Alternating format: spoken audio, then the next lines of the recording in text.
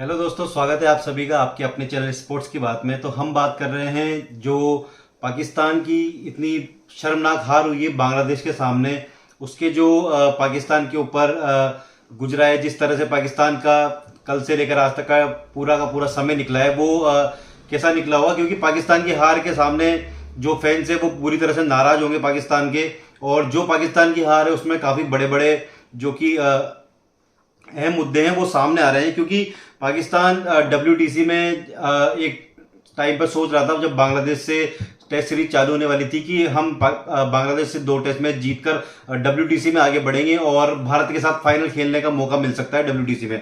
लेकिन ये इतना आसान नहीं है, और बांग्लादेश ने बताया कि बांग्लादेश की कोई कमजोर टीम नहीं है, पहले के जमाने की टीमें नहीं है जो स्ट्रगल नहीं करती या उनमें खेलने का जो पोटेंशियल है वो नहीं है। अब खिलाड़ियों के पास सारी सुख सुविधाएं उपलब्ध है, तो उनके पास पोटेंशियल भी खेलने का। तो उन्होंने बताया कि हम किस तरह से खेल सकते हैं।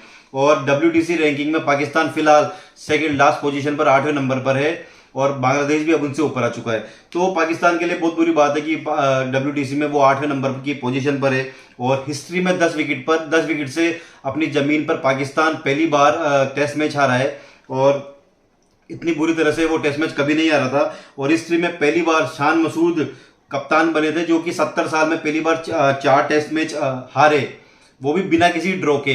तो पिछले 1.5 या 2 साल से तो पाकिस्तान ने कोई टेस्ट मैच जीता ही नहीं है। जो भी हारे हैं या फिर वो ड्रॉ हुआ है टेस्ट मैच। तो पाकिस्तान को सोचना पड़ेगा कि पाकिस्तान को किस कैप्टन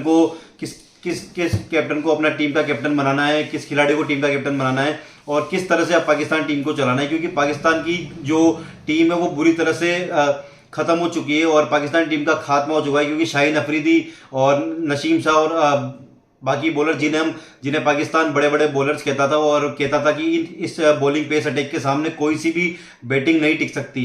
तो कोई सी भी बैटिंग की तो बहुत दूर की बात है, बांग्लादेश की बैटिंग ने ही बता दिया कि वो किस तरह से बैटिंग करते हैं। और मात्र एक मुशफिकुर रहीम ने बैटिंग करके बताया कि किस तरह से बैटिंग की जाती है। मुशफिकुर रहीम ने 191 रन बनाए थे।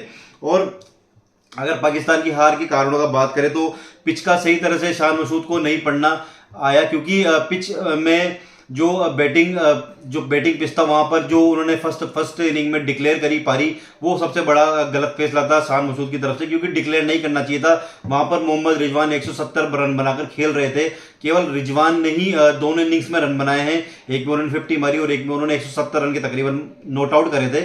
लेकिन वहां से उन्होंने पारी डिक्लेयर करी, और उसके बाद जो पाकिस्तान का बुरा हाल हुआ है वो हम सबने देखा कि किस तरह से पाकिस्तान 10 विकेट से ये मैच हारा। और जब पाकिस्तान ने डिक्लेयर किया तो शुरू में जब पाकिस्तान ने बैटिंग ली तो उन्हें लगा कि हमने 450 रन के तकरीबन बना दिए हैं, और ऑस्ट्रेलिया और इंग्लैंड की तरह पिच बिहेव करेगा तो हम बांग्लादेश को फॉलो ऑन भी खिलाकर फ्री कर सकते हैं। लेकिन बांग्लादेश ने यहाँ पर उल्टा पासा फेंका, और बांग्लादेश ने बताया कि हमारे बॉलर्स आपके बॉलर से कम नहीं है, और ना ही हमारे बैट्समैन आपके बैट्समैन से कम है। और अगर शान मसूद और बाबर आजम की बात की जाए तो दोनों एक दूसरे से खुश नहीं थे। हमने देखा था कि बाबर आजम ने एक सिंपल सा कैच छोड़ दिया था, और बैटिंग भी जिस तरह की बाबर आजम करते हैं वो पता नहीं किस तरह से किंग कहलाते हैं, और किस तरह से विराट कोहली के बराबर पाकिस्तानी फैंस उनको विराट कोहली के बराबर का दर्जा देते हैं या उनसे ऊपर भी मानते हैं। तो ये बहुत बड़ी बात है कि विराट कोहली का स्टैंडर्ड बहुत हाई है, और विराट कोहली ने जिस तरह के मैचेस खेले हैं और इतने बड़े बड़े मैचेस में हमने देखा है कि हमेशा कोहली अपना 100% देते हैं, और वो देते हुए आए हैं। और इसीलिए विराट कोहली इतने बड़े प्लेयर हैं, और पूरी दुनिया उनको इतना बड़ा प्लेयर मानती है।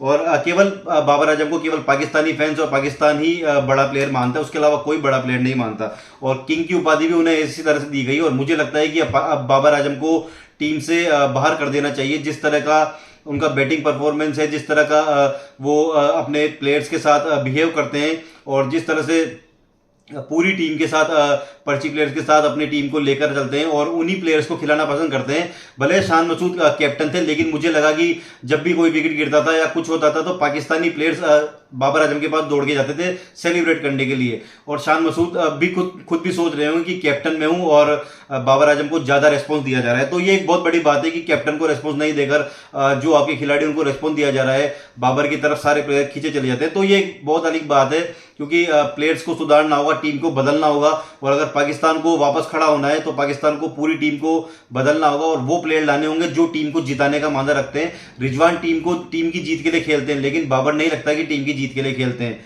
और बात की जाए कि जल्दी डिक्लेयर करने से वहां पर सबसे बड़ी समस्या खड़ी हो गई पाकिस्तान के लिए। स्पिनर्स पाकिस्तान ने खिलाई नहीं इस टेस्ट मैच में, और जब बांग्लादेश की बारी आई तो बांग्लादेश ने स्पिनर खिलाए और हमने देखा कि 7 विकेट बांग्लादेश ने सेकंड पारी में निकाले स्पिनर्स के थ्रू। तो ये बहुत बड़ी बात है कि पाकिस्तान खुद अपने रावलपिंडी की जमीन को वहां पर उसके पिच को समझ नहीं पा रहा है कि किस तरह से वहां पर हमें कौन से प्लेयर खिलाने चाहिए, कौन से बॉलर्स खिलाने चाहिए और किस तरह का हमें वहां पर इंटेंशन रखना है। तो ये बहुत बड़ी बात है कि अपने घर पे इस तरह से सीरीज हार जाना, और वो भी बांग्लादेश के सामने। खैर पाकिस्तान ही कर सकता है ये सब कुछ, क्योंकि हमने देखा है कि वो यूएसए के सामने, अफगानिस्तान के सामने, जिम्बाब्वे के सामने, सबके सामने ऑलरेडी हार चुका है। तो बांग्लादेश तो फिर भी मुझे लगता है कि उनसे बेटर टीम है।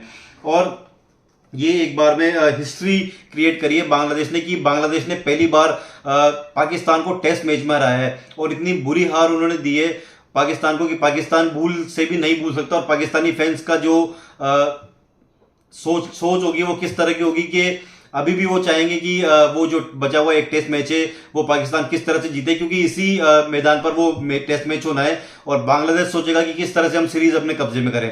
तो दोस्तों, आपको क्या लगता है कि पाकिस्तान वापस कमबैक कर पाएगा, या बांग्लादेश पाकिस्तान को पछाड़कर पाकिस्तान को पूरी तरह से ध्वस्त कर देगा और बाबर आजम और शान मसूद और बाकी शाहीन अफरीदी जैसे बड़े बड़े प्लेयर्स को जो पाकिस्तान मानते हैं उनको एक तरह से खत्म कर देगा और पाकिस्तानी टीम को डिस्ट्रॉय करके बांग्लादेश वहां से लौटेगा? तो दोस्तों, इसी तरह हमारे वीडियोस को लाइक कीजिए और प्लीज सब्सक्राइब कीजिए, ताकि हमें भी आगे बढ़ने का मौका मिले, और हमारा साथ दीजिए, और प्लीज सब्सक्राइब कीजिए और कमेंट कीजिए। Thank you so much.